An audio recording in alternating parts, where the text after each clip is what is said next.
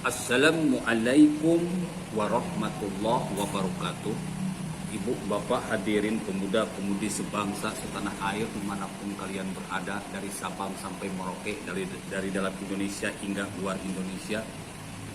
Kembali lagi bersama Usaha dalam channel Tanda Tanya Politik Semakin Gila Semakin Asik. Hari ini saya ada di kota Solo dalam rangka tur keliling Indonesia.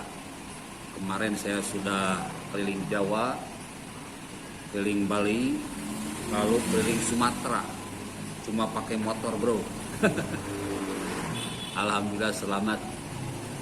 Sekarang saya akan naik ke sebelah timur, ke Kalimantan, Sulawesi, Papua, lalu ke Bali lagi. Dari Bali kita ke NTB, ke NTT, pulang lagi ke Jawa, balik lagi ke Solo.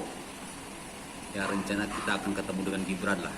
Mudah-mudahan ada waktu, ada kesempatan.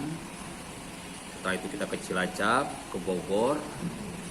Ya, siapa tahu nanti di Bogor kita bisa ketemu Jokowi. Amin, amin, amin, amin. Hari ini saya ada di Markobar. Markobarnya Gibran, bro, lagi pesen martabak yang spesial, yang terkenal, yang bikin kita penasaran. Emang enak, Malam saya udah coba maknyos 8 rasa unggulan, bahkan lebih enak dari Pizza Hut. Harganya jauh beda lah. Ibu, bapak, hadirin pemuda-pemudi sebangsa setanah air, tidak lupa saya ucapkan terima kasih kepada Pak Aji, salah satu tokoh di Solo yang dulunya merupakan komandan Banser di Solo. Terima kasih atas sambutan dan bantuannya.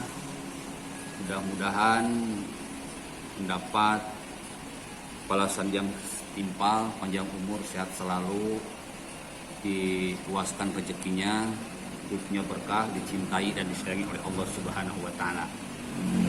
Juga saya ucapkan terima kasih kepada Haji Alif, Ketua Ansor di Solo. Alhamdulillah sudah meluangkan waktunya untuk bertemu dengan Usaha, memberikan respon yang baik tentang The King of Science. Mudah-mudahan sehat selalu, panjang umur, luaskan rezekinya, dan hidupnya menjadi hidup yang dicintai dan disayangi oleh Allah. Juga kepada Pak Supardi, salah satu Banser di Solo, terima kasih atas kedatangannya, atas sambutannya, atas dukungannya tentang The King of Science. Mudah-mudahan dengan dukungan dari Pak Haji, Pak Ali, Pak Supardi, The King of Science ini bisa menjadi konsep nasional, bisa menjadi program nasional, mencerdaskan anak bangsa, mencerdaskan otak, dan mencerdaskan akhlak manusia Indonesia agar tidak jadi kadrun atau tidak jadi kampret. Di video yang sebelumnya saya membuat sebuah judul bahwa kadrun itu adalah kelompok manusia yang punya otak tapi tidak berotak. Dalam bahasa yang lebih sederhana, yaitu orang-orang yang punya motor tapi motornya gak dipakai karena gak bisa naik motor. Pertanyaannya, buat apa punya motor kalau tidak dipakai? Begitu pula pertanyaan ini bagus sekali ditanyakan kepada kadrun, buat apa punya otak kalau otaknya gak dipakai? Allah Subhanahu wa taala berfirman dalam Al-Qur'an, "Inna fi khalqis samawati wal ardi wa ikhtilafil laili wan nahari laayatil liulil albab." Sesungguhnya dalam penciptaan langit dan bumi dan silih bergantinya siang dan malam terdapat tanda-tanda bagi orang-orang yang berakal. Yang berakal itu otaknya itu dipakai. Kalau ngaku orang yang berakal, ya otaknya harus dipakai. Kalau enggak dipakai berarti kadrun. Jadi kebo itu punya otak, tapi otaknya nggak dipakai. Kambing itu punya otak, tapi otaknya nggak dipakai. Gajah itu punya otak, tetapi otaknya nggak dipakai. Kelompok kadrun, HTI, EPI, PKS, itu golongan-golongan orang yang punya otak, tetapi otaknya nggak dipakai. HRS, Habib Rizik Syihab, Habib Bahar, Agim, UAS, Wah, Ustadz Tengku Zulkarnain, Ustadz Woni Yahya, Ustadz Haikal, Ustadz atau ulama-ulama MUI itu punya otak, tapi otaknya gak dipakai. Makanya semakin lama, semakin hari, mereka ini terus-menerus bikin kekacauan, bikin kelucuan, teriak-teriak bid'ah, teriak-teriak PKI, teriak-teriak kristenisasi, bahkan sampai logo HUT RI yang ke-75 ini pun dijadikan bahan olok-olokan, menghajar pemerintah tiada bukan dan tiada lain untuk menghancurkan nama Jokowi, untuk menghancurkan nama baik pemerintah secara keseluruhan, agar rakyatnya benci kepada pemerintahan yang sah. Ujung-ujungnya Anda tahu sendiri, mereka ingin mengganti NKRI dalam bentuk khilafah. Nauzubillah, summa nauzubillah. Oleh karena itu,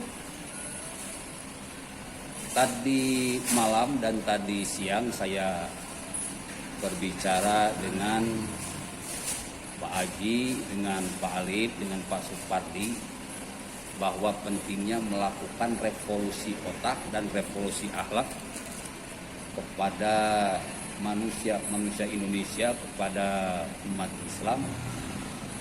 Tiada lain dan tidak bukan adalah untuk menyelamatkan NKRI ini dari ancaman khilafah. Kenapa? Agar rakyat Indonesia pada umumnya ini bisa punya otak, dan ketika punya otak, otaknya dipakai.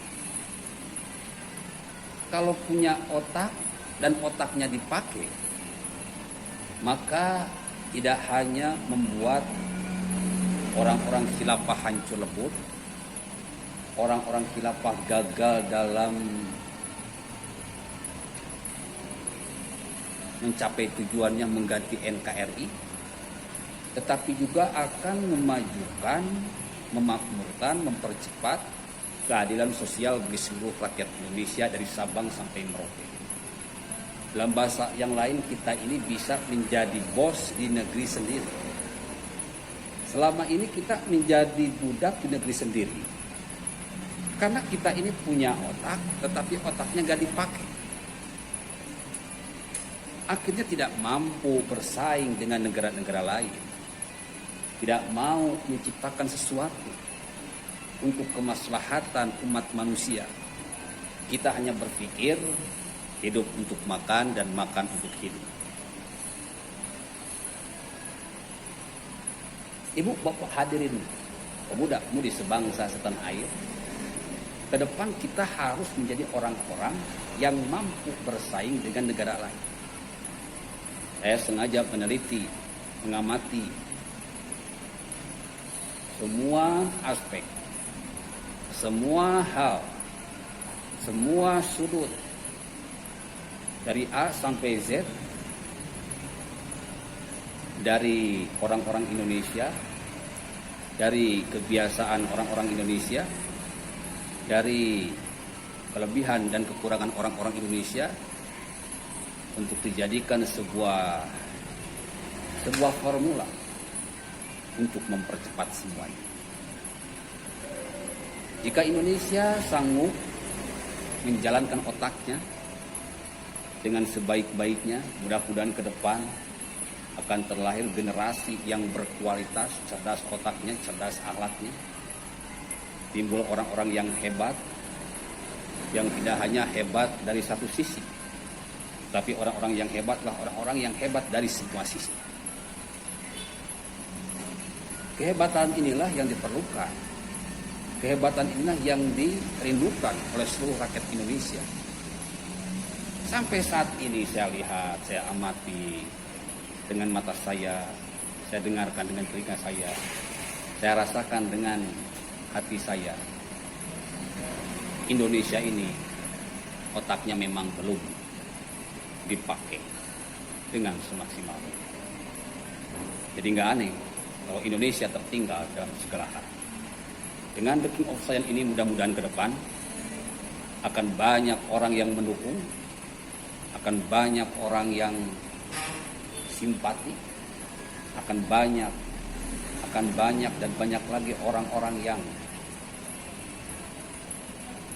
berpikiran hebat ke depannya karena otaknya dipakai. Para kadrun, para kampret saat ini sedang mencoba membodohi, sedang mencoba mengkanalisasi otak rakyat Indonesia dengan terus-menerus tebar kebodohan, tebar ketololan, tebar kedunguan, tebar kebencian.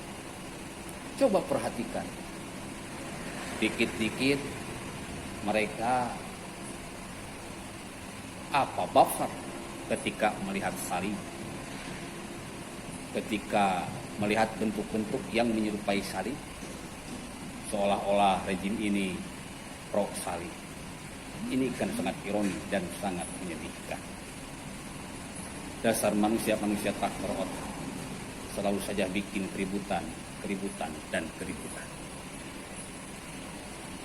Mungkin mereka ini memang mendapat duit dari hal-hal seperti ini, bikin keributan dan keributan. Dengan begitu, mereka pikir bahwa kejahatan yang terorganisir akan mampu meraih hasil. Mereka lupa bahwa kebenaran pun sedang mengorganisir dirinya. Maka insya Allah kejahatan orang-orang khilafah akan hancur dengan kebenaran yang terorganisir. Ibu bapak hadirin pemuda-pemudi sebangsa setanah air, di hari kemerdekaan yang ke-75 ini saatnya kita gaungkan Bhinneka Tunggal Ika. Jika kita kuat terus menggaungkan Bhinneka Tunggal Ika, maka gaungan khilafah yang mereka terus gaungkan setiap detiknya akan kalah suaranya. Karena memang yang cinta Bhinneka Tunggal Ika ini jauh lebih banyak daripada orang-orang yang menggaungkan khilafah.